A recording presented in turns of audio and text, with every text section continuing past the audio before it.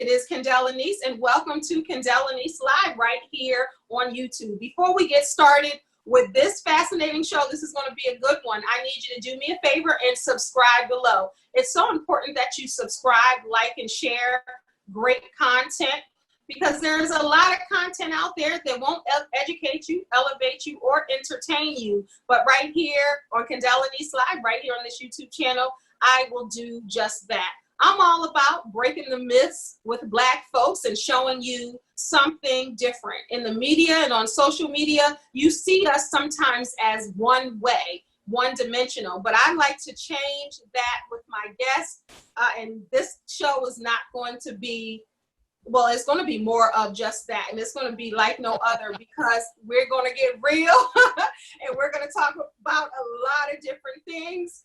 So if your ears are sensitive, oh gosh, you might want to just, because we're going to go there. We're going to go there. This is organic conversation. But before I get started in introducing my guest, let me read his bio. So James Bush is the Program Director of Youth Overcoming Drug Abuse, which is known by YODA. He is a licensed professional counselor in the state of Tennessee, as well as a professional thought facilitator, which I love, who aids his community by challenging negative self-words and perceptions by promoting reimagination. His tools are empathetic listening, adaptive processing, and empowering education to bridge and enhance the local and global community, one person at a time. Without further ado, James Bush, welcome to Kendell Lenice Live. Welcome. Thank you. It just it why feels you, weird. Why you laughing? Why you laughing weird. Already? When someone else reads that out, I was like, wow, I did write all that, didn't I? That's you. But that's cool. We talk about you. That's me. That's me. Well, how you doing, Kendell? First and foremost, thank you for having me on. I mean, man, as an hour ago, I was like, man, I'm gonna be late. And yes, I still was late. But anyway, is that the fact is that we're here. But you just got out of court, so that's good. I just got out of court. That's good. Yes, I did get out of court. I got to leave. So, all right. You got to leave. You know, it's laughable, but it's also real life, right? Yeah. No matter what you're going for, even if it's great things, you just we don't know. So with saying that, I just want to give a small moment of silence for Breonna Taylor, for George Floyd, for Ahmaud Arbery, and for all the other names that would take me a week to name. All of the nameless people that we don't even know about. Let's just give a moment of silence just quickly.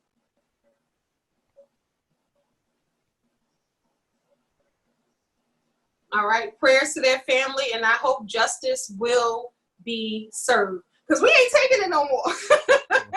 we had it up to here, you know? Definitely. So let's talk about, okay, before we get into, because we're going to go in a lot of different directions on this show as we just briefly, and I said, well, we can't talk about everything because this conversation needs to be organic and it's all the way live, literally, virtually as well.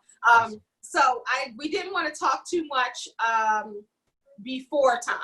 Now, this is the first time that I've interacted other than social media with Mr. Bush. And he has a podcast that will, that is very real. We're going to talk about that. But I wanted to just talk about your bio quickly. Your tools are empathetic listening, which is important, and also empowering education to bridge and enhance the local and global community, one person at a time. So when I read that and I think about what's going on, and I think about you, as a Black man, as a professional, and then now you're low-key chilling with your baseball cap on, what has your experience been like with the police and seeing that video of George Floyd? With the police, there have been many different experiences with the police. Some have been pleasant, some have been not so pleasant. One thing that I've recognized is that there are certain things you do with people in authority that have the authority, that have the power to do so. And unfortunately, and sometimes it does go well for you, and sometimes it doesn't. I'm not going to say just because you do everything the right way, just because you use a yes sir, or you're pleasant and you're not harsh on them, doesn't mean it's also ultimately going to go your way. But these are some of the things that I've found. I work with a lot of officers in some of my various positions or so like that, with education, collaborating with alcohol and drugs assessments, juvenile criminal court. And so I come into contact with them on a consistent basis. And just like in any job or that you have, you're going to have people that are human, that do things that are unsightly, that are distasteful, that come out from a different understanding or upbringing, background or so. And you're going to see the things that you've seen now. More matter of fact, we'll probably seen more of those items if we had more cameras, if we had more phones, if we had more access to that stuff in the last 30 or 40 years. We would probably That's real. Now we're just seeing a lot of it, and it's in front of our face, and we have to deal with it. We've always known about it, but it's here in front of us now, unfortunately. Yeah. Yeah. So, again, as you the topic question was my interaction. It comes to that point where you do the best you can in that moment. You try not to escalate the situation no more than it needs to be, as supposedly if you're with someone else regularly. If you're with your spouse, your partner, a friendship, anything like that, you're trying to make cooler heads prevail. De-escalation techniques, I'm taught those things, so I know of them, and because of those things, you kind of help them find some of the key words to try to stay away from or anything like that, to kind of suppress that moment the best that you can, to be honest. Yeah. The best that you can. And you are a licensed professional counselor. Yes, so if you have on a suit and tie, let's just say, yes, ma'am, or if you're dressed casually, yes, do you notice that you're treated differently, or are you treated differently depending on what you have on? I am. I am. I'll give you a quick story. I was on the way from one court to another court, and again, like you just stated, I was dressed appropriately. I had my suit coat on, collar shirt, and yada yada yada. I was pretty much, fit as a fiddle. And all of a sudden, I got a cop, a state trooper, pulled up behind me, turned the lights on, and I was just like, "Why this man want to mess with me right now?" And so I pull up to the side of the road, everything like that, and he said, "Driver's on registration," and everything like that. I'm like, "Oh, okay, cool." So I give it to him and everything. I'm like, "Why this dude want to mess with me? I ain't done nothing." And the crazy thing about it is that my tags have been expired for like 4 months. And I didn't get not one ticket.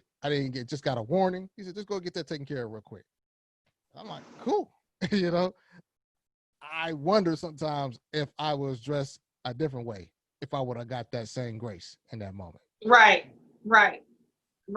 As a professional. Exactly. And then when I think about that, because a lot of folks feel that way, Right. sometimes driving while black is driving while black, period. Yes. And then sometimes you will get those moments of grace depending on what you look like, how you're dressed, how you're speaking. And all of it is unfair, because it shouldn't matter whether you have a hood on, a cap on, or not. We know that to be true. It shouldn't matter. It should be some type of fairness across the board. So you're talking about the community, and have you gotten a chance to speak to the community because you want to make a change? And how important is it for you to make that change? And because this is what you're doing for a living, this is something that's passionate to you. So how important, one person at a time, how important is that to really make that impact? Well, with my specific clientele, I mean, my thing is that, okay, there are many tools, many strategies to work on to overtake a situation. And so you have to find out, what are some of the things that individual can do for themselves or can do in that moment. And so one of the weaponry that you have is education and information. You're giving them information about, okay, do you vote? I mean, why don't you vote? What is the problem with that? Do you know about your local elections? Do you know about as far as your monitor expenses or anything like that. What are you working for, business wise? Where's that leading to? Where's that going? You're looking at all these different avenues and different dimensions of an individual's life. And so one of the things is first and foremost, they have to learn to become a total person within themselves. And so as they're continuing to strive for that, then they begin to kind of say, okay, now that I'm doing better and I'm looking better, I want to try to affect my household. I want to try to affect my family. I want to try to affect my community. And so it's somewhat of a replicative effect in that moment. But the thing is, it starts with us as well individually. So primary, we have to kind of look at how we're taking care of ourselves. We're exercising, we're eating right, but as far as how are we spending our money? What are we spending our money for? Are we saving? Are we doing things to empower our legacy, generational wealth, anything like that? Are we doing those things? If we're not doing those things, then not a Caucasian in the world can get in the way of that. That's something that's something that's germane to us. So those are some of the things I look at first and foremost. What are you doing for yourselves? Are you taking out a predatory lending? That you're paying on a car for 72 months. So you're paying 5 or 6 cars at a time in that type of period. What are you doing? These are some of the things that we're looking at. Or if you want to get down to even more the nitty gritty, okay, so you got your individuals who they like to drink, they like to smoke, they like to party and everything like that. Okay, cool.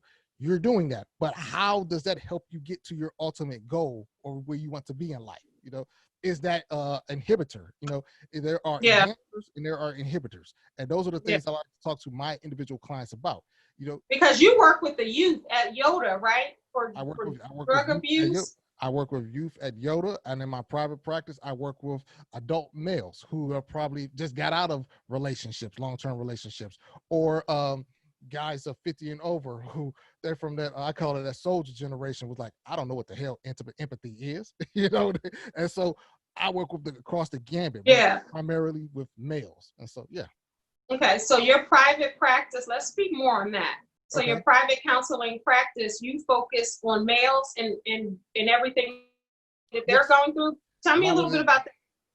I mean, a lot of guys, the fact is, you got to, some people don't realize is that therapy for African Americans, I don't say it's a nuance, I don't want to say it's a fad, but we have just begun to embrace it.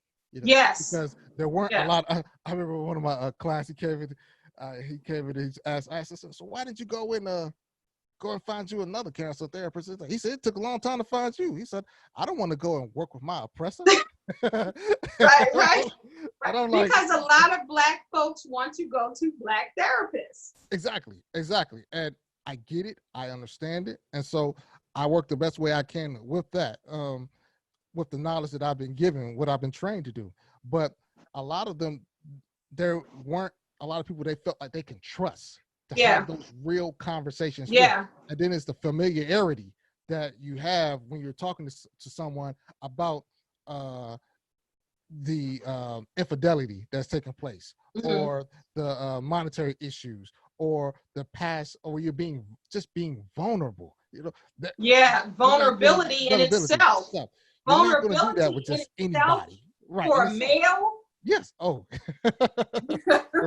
Yeah, it takes a while to get there. But so those are some of the challenges and the barriers that I myself have to work through when I'm working with different gentlemen, so that we can begin to unlock those doors, and we can begin to, okay, well, have you ever looked at it like this, or have you ever looked at it like that, or you wasn't totally wrong in that way, or maybe you didn't know how to love her respectively, or like that. It's not a problem, so you kind of disarming, taking away the shame and guilt and giving them another avenue or another viewpoint to look at their life. That's what I look and I work to do.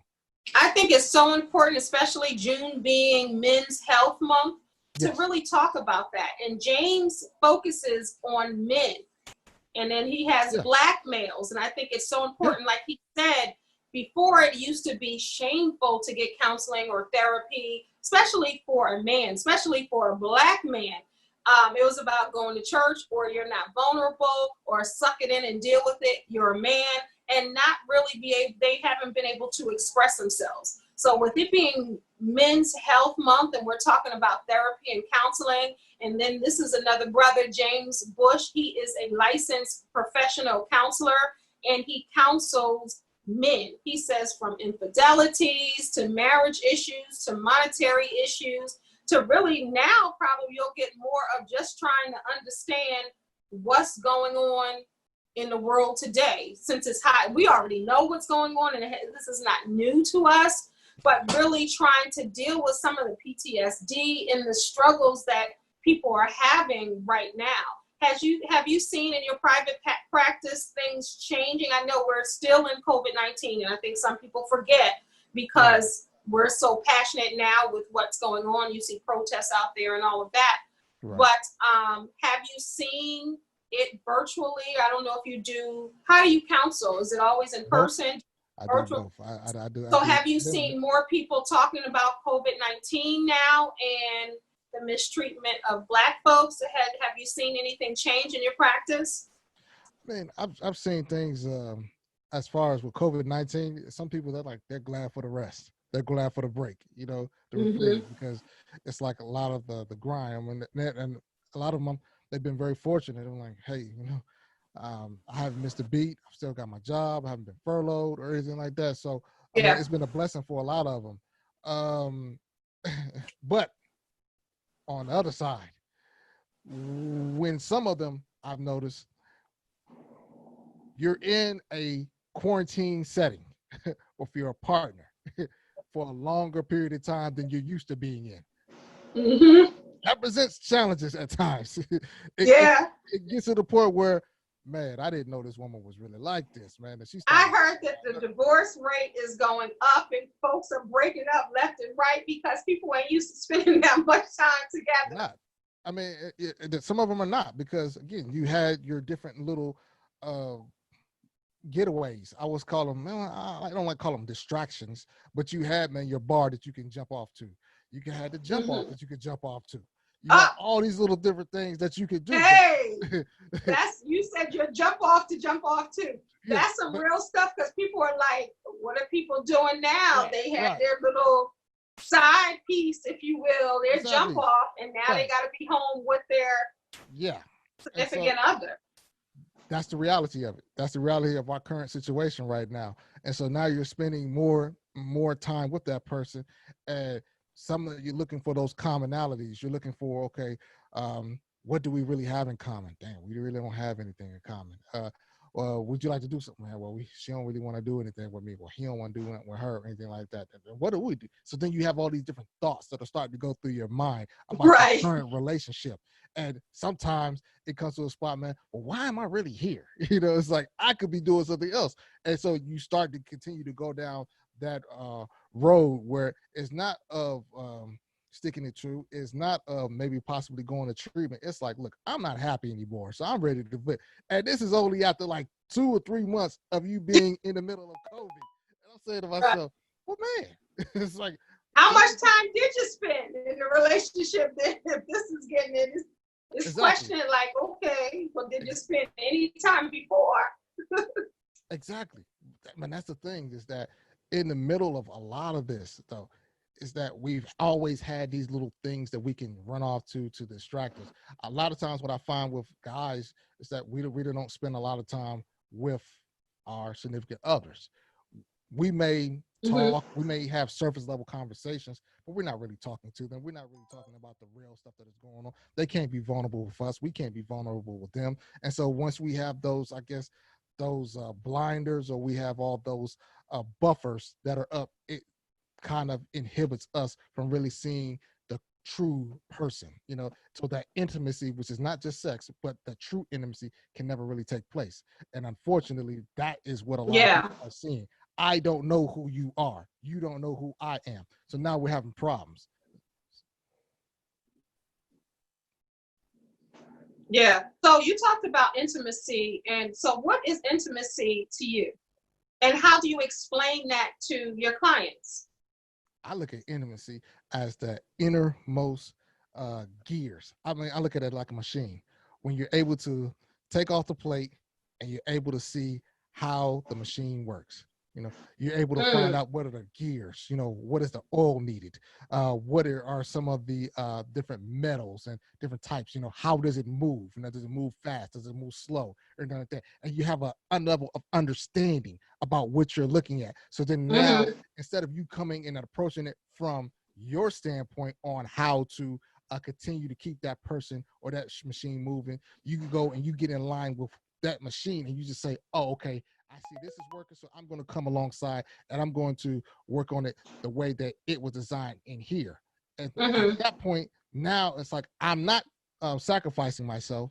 I'm just getting a deeper understanding of how that individual is, what makes them tick, what makes them operate and do the things they've done. So now, to put it in layman's terms, I understand about their childhood. I understand about, man, their parenthood. I understand about their neighborhoods. I understand about their social aspects, the education levels, or something like that. And I can speak to those things. Why? Because I've taken the time to look at how the machine works, how the person works, how the person thinks, how they operate. If I don't do that respectively, then I will always be guessing. It's like shooting, taking a blindfold on and throwing darts aimlessly all the way everywhere.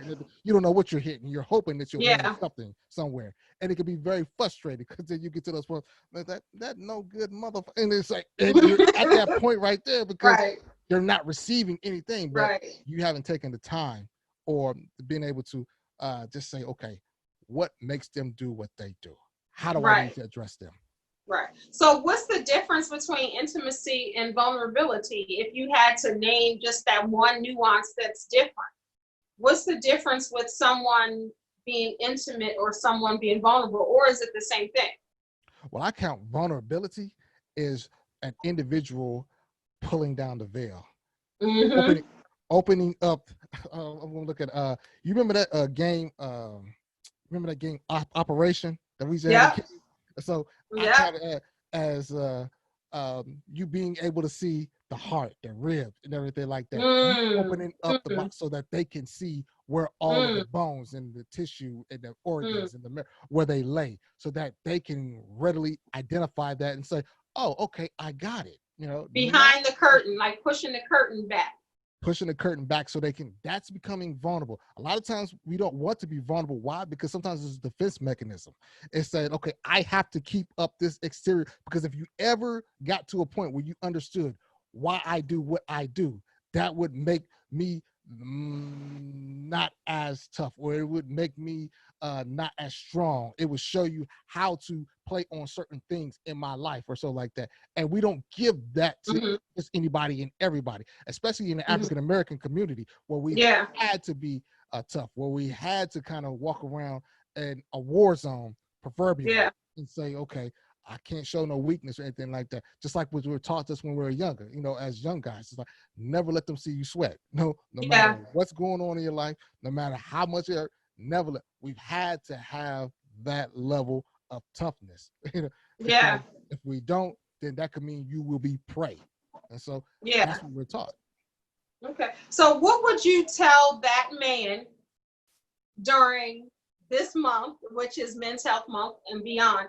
What would you tell that man who maybe his wife, maybe his mother, maybe his cousin or sister said, maybe you should, you know, go to therapy. Maybe you should go talk to someone. You don't have to be strong anymore. But they're like, no, I don't need to see no therapist. I don't need to see no counselor. I'm good.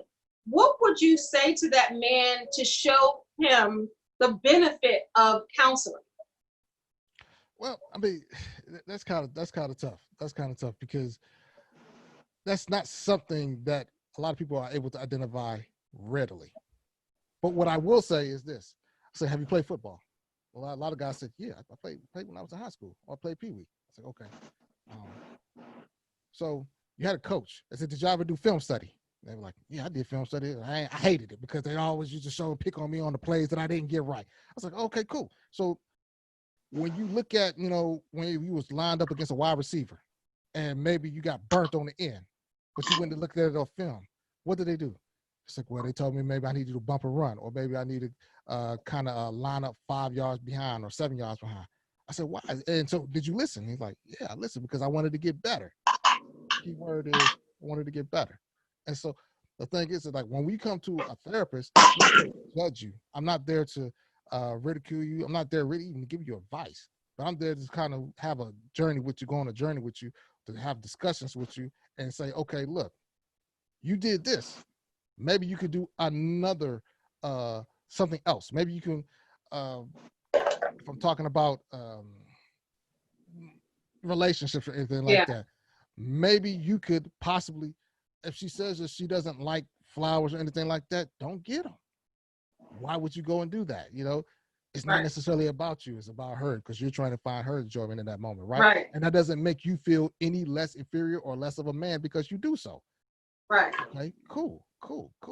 And so those are some of the things that. So you make it plain, like you make it plain. Why not? And that's what I really, and I'm glad that you're saying that, because I'm trying to break the myths of therapy and counseling.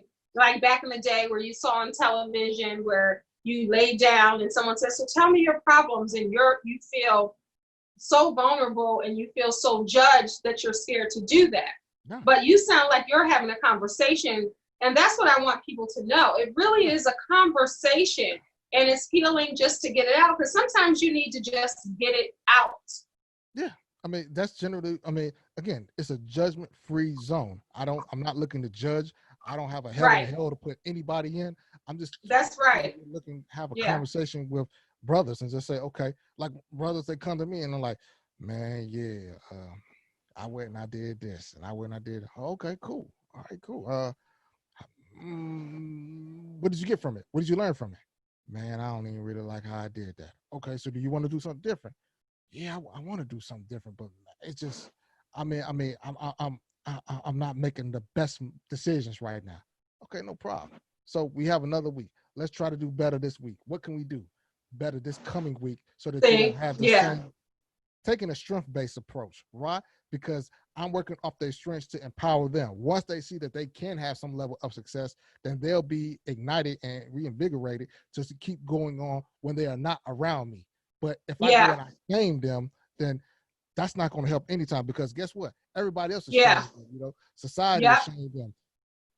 Sometimes their own family has shamed them as well too. So right now they need to find a level of safe place. They teach us in therapy and school to, you know, form those relationships. So that's what I'm looking to do. It's a form of, now granted, I will say something I'm like, hey, look, man, how's that going to help you right now?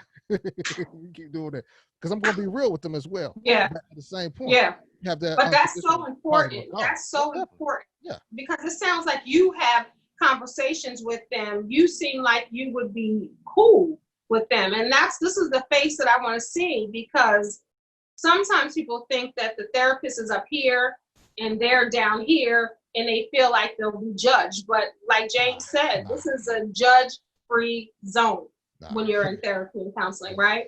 I'm not Albert Ellis.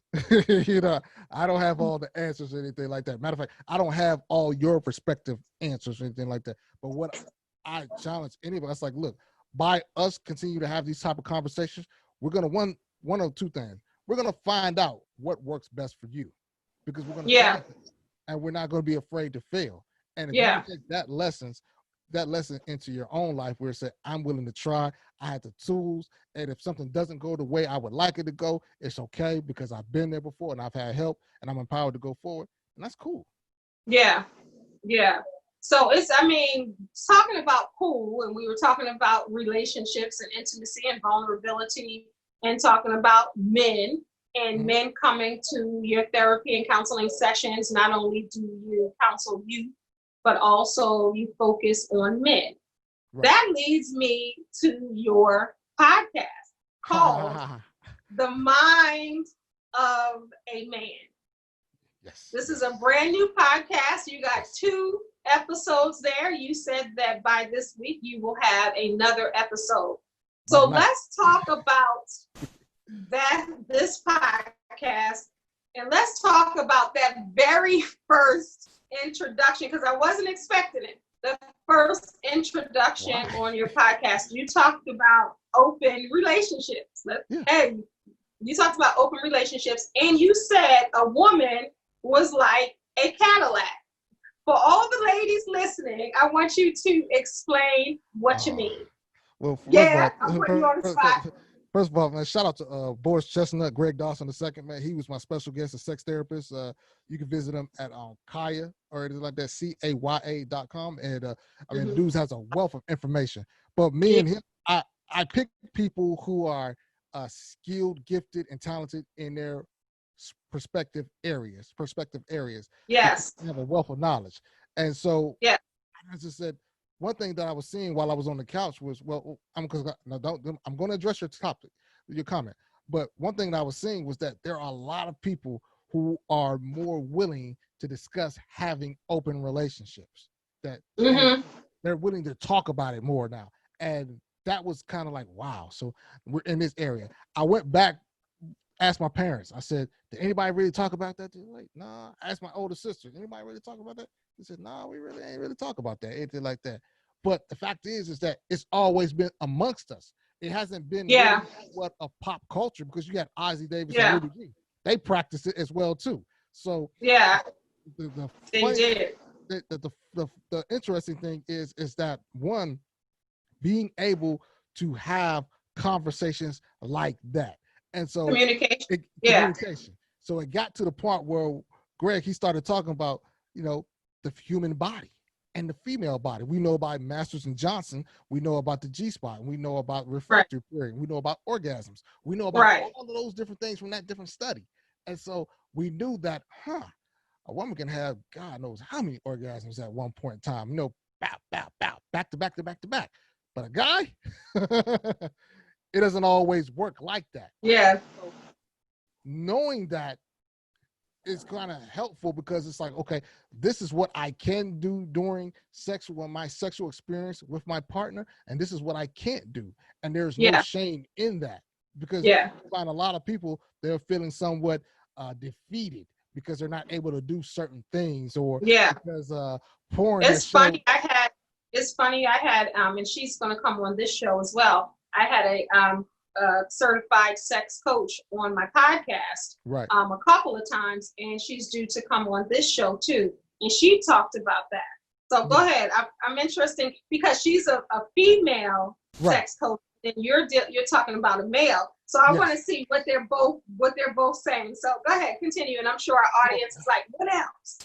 Well, so the thing is, it's coming to the point where within the last, I guess, 30 to 40 years, we had betas, we had movie theaters, we had beta, we had pornography, and it was accessible, affordable, and anonymous. And so we had all these depictions of what sexual behavior, sexual encounters look like. And so now, if you're looking, but see, what happens is that some guys, they take that as, as a competitive nature and a competitive balance, say, that guy has been having sex with that lady for about maybe 30 to 40 minutes or so like that. I can't do that. I'm just 15 to 10 minutes in or anything like that. But what you don't know is that maybe he's had the director Yale cut. And then you have his fluffer that's going to help him. Go look up what fluffer means, young people. Yeah, I'm like, okay. I'm like, what is a fluffer? And then I was like, okay.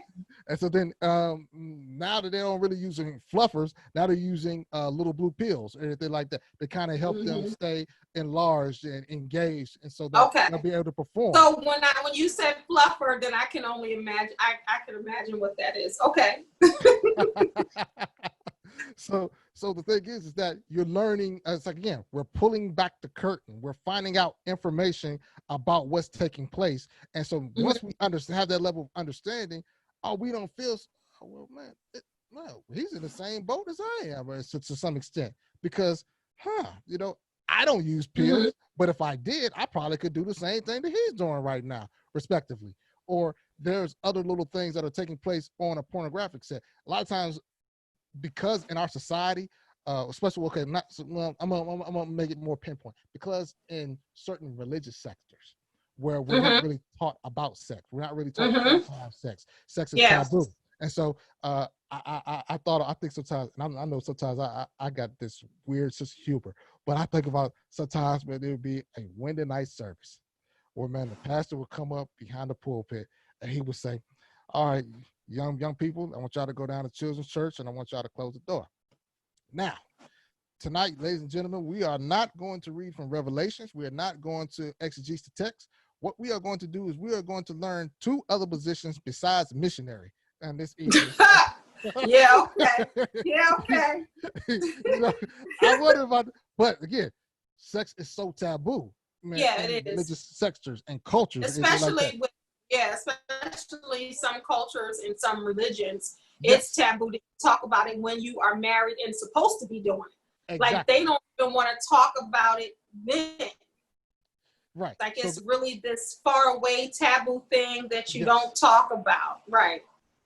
it's crazy. So there's a lack of information that is existing in that moment, and because of that, you know, we're running to other mediums and other sources to gather that intel, but those sources aren't as true as well. I mean, again, like I said, sometimes, I mean, yeah, you have pornography, but you're not getting the whole story. You're not getting, okay, what you knew or how to necessarily please your spouse, or to have the wonderful experience with your partner, anything like that. All you're finding out is that, look, you do this, you ram this, you do that, then maybe this will happen. And it couldn't be farther for the truth. And so then it Mm-hmm. becomes an unpleasant experience for both people at that point. Yeah. And it's not cool. It's not cool. So back to the Cadillac. So the Cadillac, I just explained it. So the female reproductive system. Oh, okay. So that's what you're saying is like a cat. Okay. Yeah, Okay. I got it. it's marvelous. And the thing is that it's I built got it. up You where mean built? You mean well built? well built, well built. Got you. I mean, again, going back, there are multiple orgasms that can take place. The refractory period, the time between the when orgasms can occur, is a I got lot you. less than it is with males. So I it's like, got you. women, oh, I'm good. I'm ready to go. I got It's like, the guys just like, what? You know what I mean? And so So go go ahead. ahead. And No, so you go. so it's like you're looking at that and you're like, man. Now, if I'm judging this by a pornographic film that I'm looking at, I'm like, well, man, he could do it, but I Got can't you. do it. I'm feeling I got defeated you. in that moment right there. I'm feeling like my Yeah, sexual I prowess got you. it Yeah. sucks. And then it's like I pretty much I tap out before I even get started. But so the thing Right. is just learning the It's truth. the whole comparison Right. and knowing they have assistance, some type of assistance. And Right. when it's real and just, you there with your lady, it's just you two, Just you two. maybe.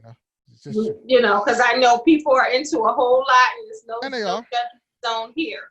So And where somebody might think, like you said, missionary and just this or one person, some people do have open relationships, as some you people do. talk about on the first, and you even talked about Ruby D and Ozzy Davis.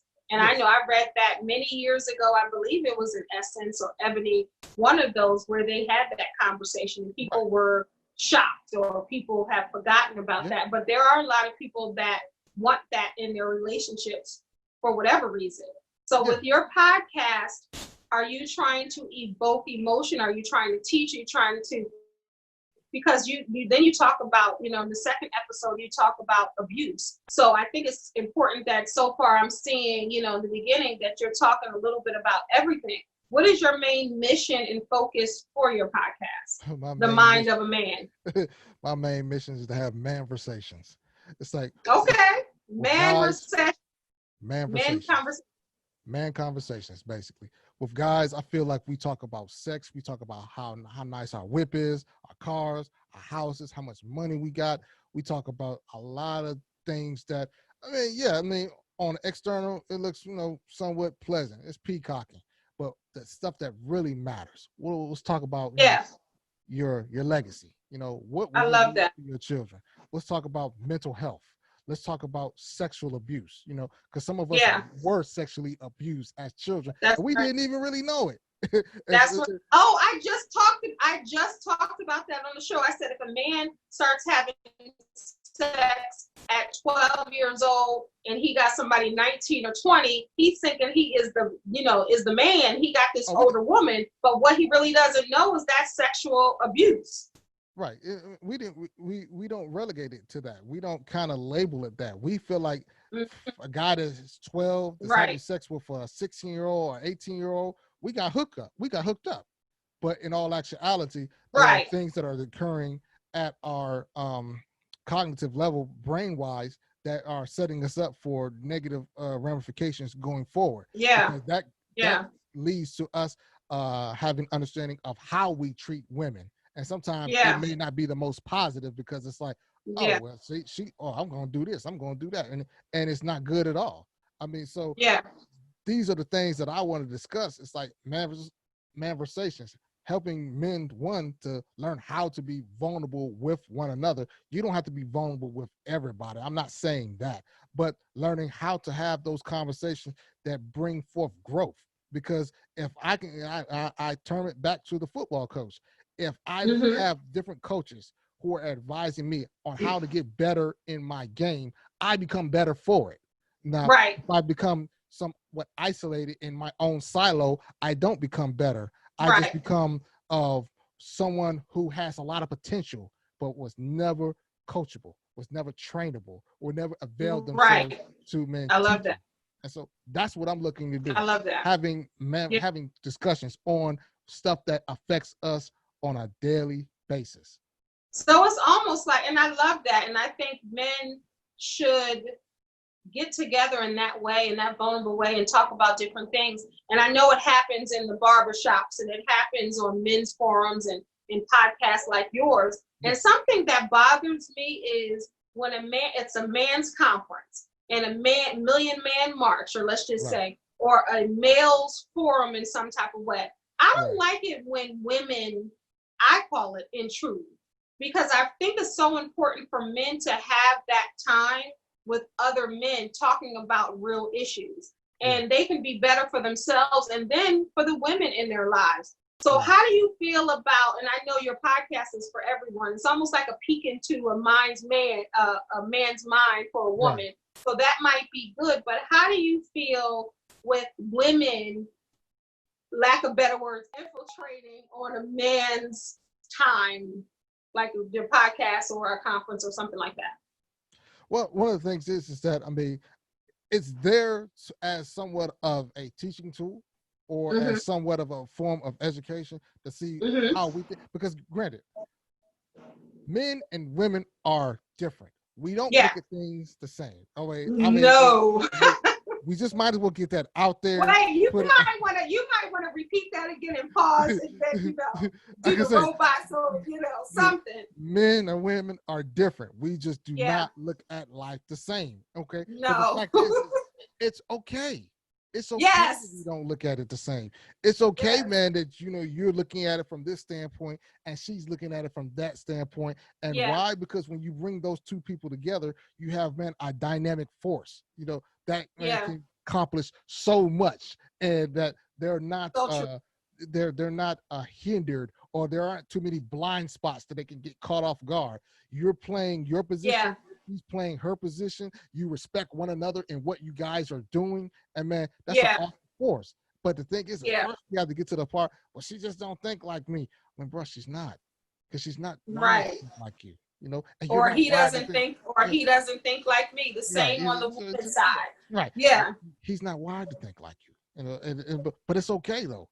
I think that we have to do a better job of first and foremost understanding that.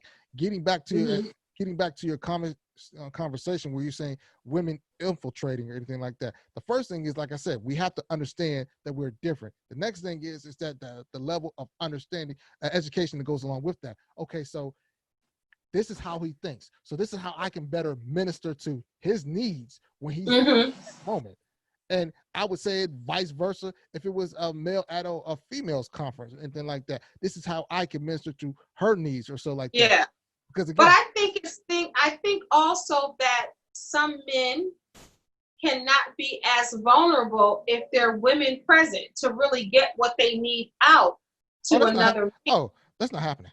Right. That's what I'm saying. That's what I'm saying. Yeah. So that's why sometimes this is a PSA for the women. If it is for the men, if your man, husband, spouse, whoever is invited to something that is for men only, it's a conference, it's a conference call, it's a forum, it's a podcast, it's a march. Women, stay home. Stay home. Let the men get filled and get what they need, and then they can bring all that positivity back to you. because you want them to get the most that they can get out of that manversation, as James coined it. But it's so important to do that. And so many women be like, I want to come too. I got to come too. No, stay home. And this is from one woman to the next. Allow that man to have that space and time so he can grow and so he can be the best version of himself for you. Definitely. Okay, James. Definitely. I'm very much in agreement with that. I mean, it's hard. I find that women are more likely to open up to one another about things affecting them than guys are. And so Yeah. when we have the unique moments when you can get a bunch of brothers in one room or on one platform to have these type of conversations, you don't want any distractions. Right. You don't want anything distracting them. You don't want anything that is inhibiting them from having the necessary discussion that they need at that point. Because even if a woman walks in and she might not say anything, that might just be a distraction right there. Man, everything. Right. Nothing is going to be said the rest of the conversation. Right. So you entering the podcast world, I have been in that world for a lot of years, and I love podcasting. I love being able to express myself in that way. And sometimes when I have a guest, and sometimes I'm just doing my life coaching thing and helping people, because like this show, it's about education, elevation, and entertainment. So the same with that. How do you like the podcast platform so far? Well, I did one before. Okay. And this is the thing is, what I like differently about this one is that I'm more of unrestricted. You know, okay. I'm able to put some things. One, I've had some experiences with a couple things that have kind of shaped my viewpoints on life, and I've been able to kind of like get to a place where I can put this together, I can put this together, I can put this together, and I can talk about anything I want to. You know, and I have the technology is available, the platform, the necessary resources are available to do so, and it's like everything is clicking at this moment, and so I'm enjoying that, and it's just fun because I find myself at various moments just having these, I don't say conversations with myself, but just seeing things that people go through, and I'm like, that could happen, or that could happen, or that may not happen, or it may go in a different direction, or so like that. Mm-hmm. And that's something worthy of talking about, you know. Yeah. I've got a bunch of stuff that it's like I'm just geared up, just conversations I want to have, because again, like I said, there are a lot of men who are talking about these issues respectively. You know, we just one side, and that's it. Yeah. And I wanted to ask you, what would be that ideal show? What would that be? Think about being uninhibited, like you said, being able to speak freely to other men, for other men. What is that topic of conversation that you like, you know what? I got to get the right person. I got to think about what I'm going to say, but I want to go there. Where do you want to go with that? Oh, man, one of them would involve leadership. Okay, that's good. And it would definitely involve leadership. One thing that I know about fellas is that we need leaders.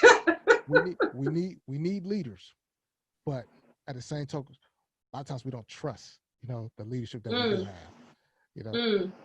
There's been a lot that has happened within the last 30 to 40 years that has maligned the names of a lot of the leaders in the African American community that we had.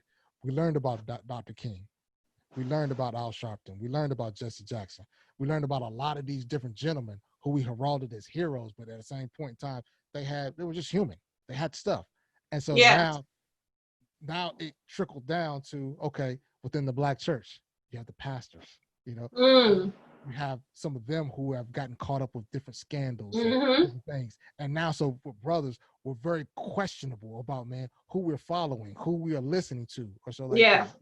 Do we even believe, as somebody would say, it's like, do we even believe in your white Jesus? Oh, right. Here we go. Right. And so, but the thing is, that would be because he had feet of brass. feet of brass. Yeah, it's like, who told you? Like, right. No. But that would be the show right there. That I think it would be something that could help us turn around into a different direction.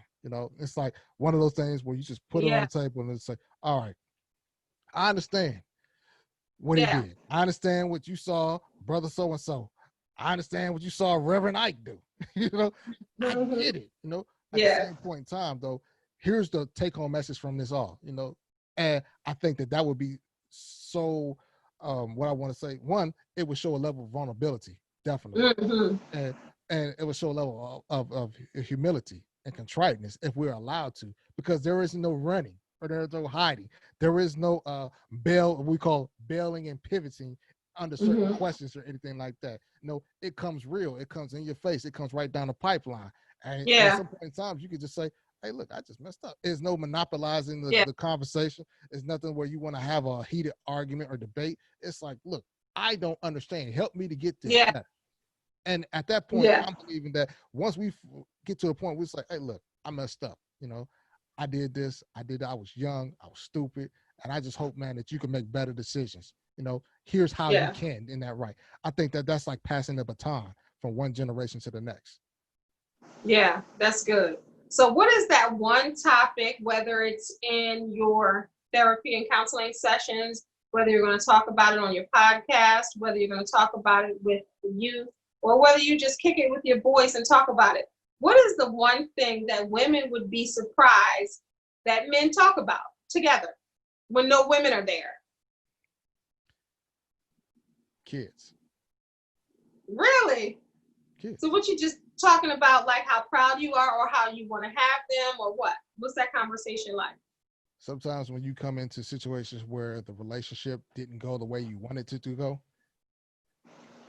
and I tell people, I said, it's interesting because, you look at the statistics, and when it details how many families are, what they call them, broken families or single parent households where Mm-hmm. men were primarily raised by women. And so you Mm. had those situations, and you had men who wanted to go and break that chain or break that curse or to do something differently than their fathers were able Mm-hmm. to do for them. Yeah. But unfortunately, it didn't work that way. It didn't happen like that. And so then now you see men all of a sudden, it's like, man, it kind of affects me that I'm not able to see my son like that. It kind of affects me that I'm not able to see Mm. my daughter. It affects me Mm. that I'm not able to go and see her on a daily basis like I would Mm. like to. That's the kind of conversations that men do have, but people don't necessarily sit and listen to it, because a lot of the narrative is that men are deadbeat. We don't pay our child support. Mm. We don't do a lot of the other kind of stuff. Nah, that's a lie. There are men who do a great job at providing for their children, but they Yes. feel feelings and emotions because of that tearing that they have for Wow. their child. You know, men do talk about those things. That's real. So you said men talk about their kids and how they want to have that connection and talk about their childhoods, upbringings, as far as maybe not having a father and wanting to be a great father or missing their kids, or, trying to learn how to co-parent if Yeah, the other parent, if they're separated from their children or yearning to see their children. I believe that. And that's vulnerability within a manhood, a right, man's circle. And that's right. why I think it's so important to reiterate that women, sometimes men just need that time to release and to talk, whether it's going to therapy or counseling, whether it's talking on James's podcast or just kicking it with friends and really trying to just have that. So it's not all about, I don't know, some women might think it's something different and frivolous, but you guys seem to talk about the same kind of things that women speak about. As we wind down, why do you think people think it's different? Why do you think people think, oh, men can't get vulnerable with their friends, only women can do that? And yes, women may do it more, we may think, but why do you think that people think that you guys are so different? I think sometimes because of the narrative that's been placed out there, we fall into those self-fulfilling prophecies. Mm-hmm. Because it's been always said that men don't talk, or that, no, men do talk. We just don't talk to certain people. Yeah, that's true. That's So, true. Yeah, I I mean, we agree. have a lot to say. It's just that we don't talk to certain people about how we feel or anything like that. And a lot of times too, we don't trust a lot of individuals with certain conversations that we really have. Stuff that is very, very telling, very detailed, very, just rough. With us, we don't. And so because of that, we just kind of clam it up and we hold up until we feel that level of to being able to have those discussions. But then you notice something else as well too. You notice Yeah. sometimes substance abuse. You notice the amount of Yeah. marijuana, the amount of Yeah. alcohol, the amount of drugs we take in because of us trying to deal with those feelings and those emotions that we can't necessarily tell or talk to have those conversations Yeah. with somebody else about. And Yeah. it's important. That's It's important. that's So real. it is. That's real. Yeah. So lastly, Mhm. again, June not only is my birthday month, Okay. but Happy it is birthday. Happy birthday. that's next week. Next Okay. week. All right. So it's so funny because I'm happy that men, first of all, get a month. Within the Oh yeah. month of Father's Day, they get Yeah. Men's Health That's Month. what's up. So That's people what's up. always joke like, shoot, men, people do all this stuff for mothers or Mother's Day, and men get a tie or some socks, and the consideration is not there. It's not there. It's not But bad. you guys, people forget you got Men's Health Month in the same month as Father's Day. So Yeah. what would you tell the men on this month and beyond? What is that one takeaway you can give them about the importance of mental health? One takeaway that I can give them about mental health is it's just as important as your physical health. If we can start to begin the narrative and begin the conversation where men begin to look at their uh, mental health and their mental stability as their physical health. You see bodybuilding magazines, men health magazines, and all these other different depictions of strength, of muscular, of testosterone, of everything that goes along Yeah. with that. Yeah. But mentally, sometimes we can be lacking. Yeah. Mentally we can be suffering. Mentally we can be deficient, and so we've got to start to build that up. That's one of the things that I kind of liked in God rest his soul, Kobe Bryant's Mamba mentality, where it talks about going through rough and difficult periods in your life and kind of, helping you to build that area, build that level of mental toughness so that when you come to the different avenues and different challenges in your life, that you'll be able to stand within those moments, And so Yeah. I think that's so important. But how do you get there? You get there by doing the work. You get there by having conversations with qualified, informed individuals. You get there by doing your self-assessments. No different than when you are doing your physical workout, when your physical makeout. It's amazing because I see a lot of Yeah. kids who are very high school football players going on their way to D1 scholarships, basketball players on their way to D1 schools. And I see them have trainers. They have all these different helpers that are in their sphere, in their circle, to help them get to that next level and do well. And so why not for your mental health as well too? I love that. Boom.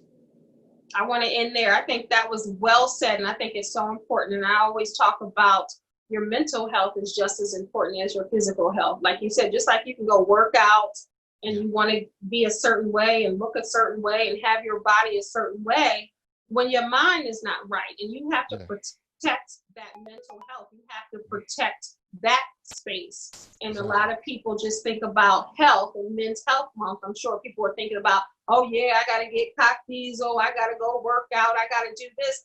And a lot of people may not be thinking about mental health. We have been talking to, and I said we because my audience is a part of this conversation.